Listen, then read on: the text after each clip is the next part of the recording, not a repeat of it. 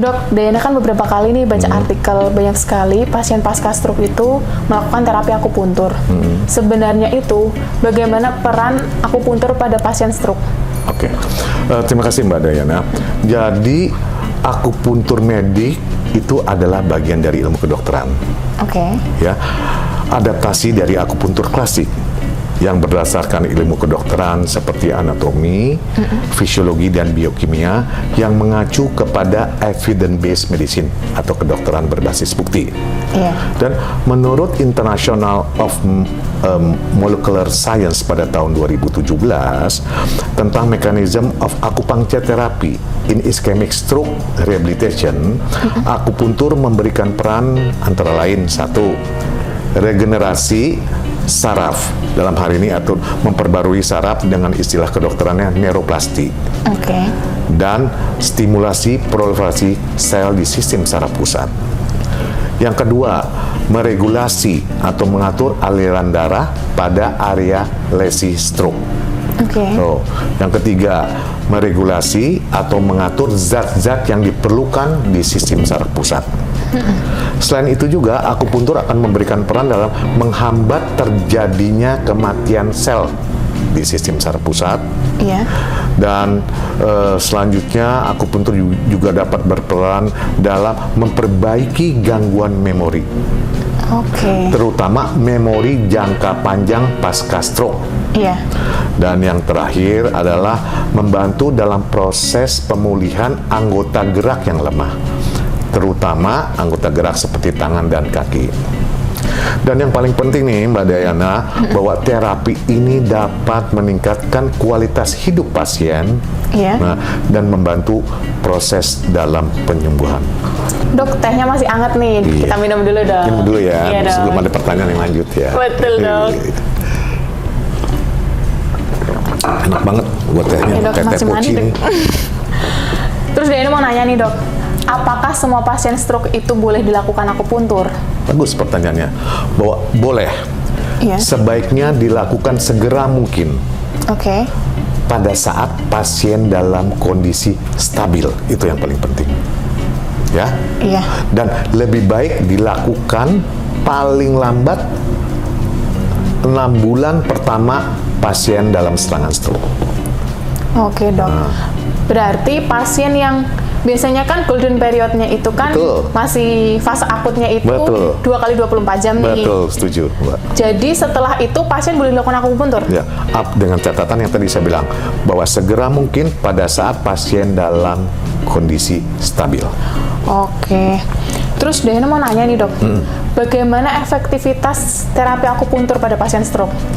Ya, sudah banyak jurnal-jurnal, referat nih Dayana, dan penelitian meta-analisis Iya.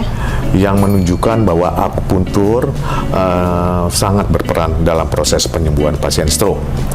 Seperti akupuntur berperan dalam gangguan neurologis dan pasca stroke Iya. dan disfungsi. Kedua, kombinasi akupuntur dan terapi standar lebih baik dalam meningkatkan fungsi motorik Oke. dibandingkan hanya terapi standar saja. Dan lokasi perbaikan setelah terapi akupuntur dapat terlihat nih Mbak Dayana, pada area mana saja kan? Iya. Mungkin pada daerah bahu, daerah siku, daerah pergelangan tangan, daerah lutut dan kaki, Mbak. Oke.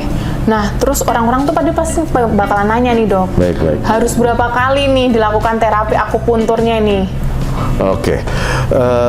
Masalah jumlah seri terapi Iya. dalam rangka penyembuhan untuk pasien stroke sangat bervariasi, Mbak. Itu Oke. tergantung kepada kondisi keparahan pasien dan yang kedua respon tubuh terhadap terapi. Oke, tapi minimal terapi akupuntur itu adalah 3 seri. Di mana satu seri terdiri dari 12 kali pertemuan Iya. dengan frekuensi kunjungan 3 kali per minggu, Mbak. Jadi harus rutin ya, Dok, nggak boleh Rutin. stop ya? Siap. betul Mbak. Terus Dayana mau nanya nih dok, apakah ada efek samping dan resikonya nih pasien dilakukan akupuntur?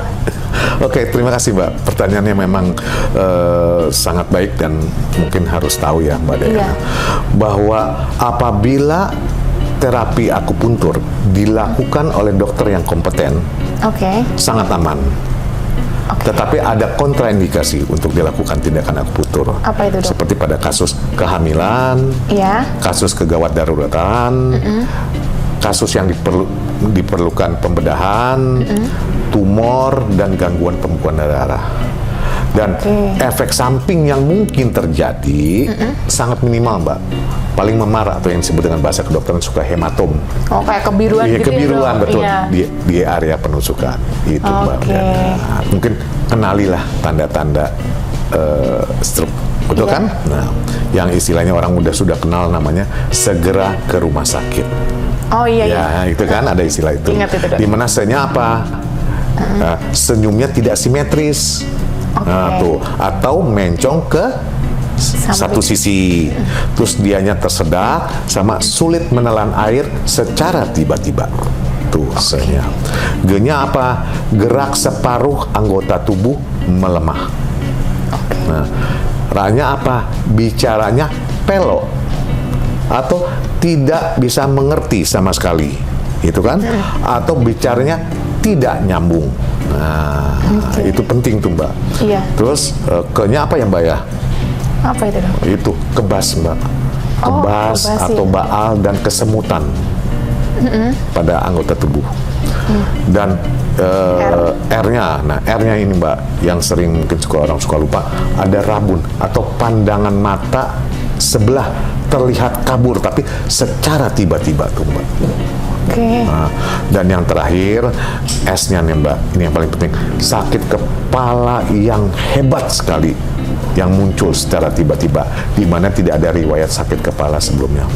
Itu Mbak ya, tolong ya sampaikan Mbak ya kepada Siap, sahabat-sahabat dok. PMR Bintaro tercinta Nanti loh. disampaikan ya, Sampein ya dok. Mbak. Iya. Minum lagi dok. Wih, minum terus nih. Iya, anget dong. Hangat-hangat ya. Terima kasih ya Mbak Dayana.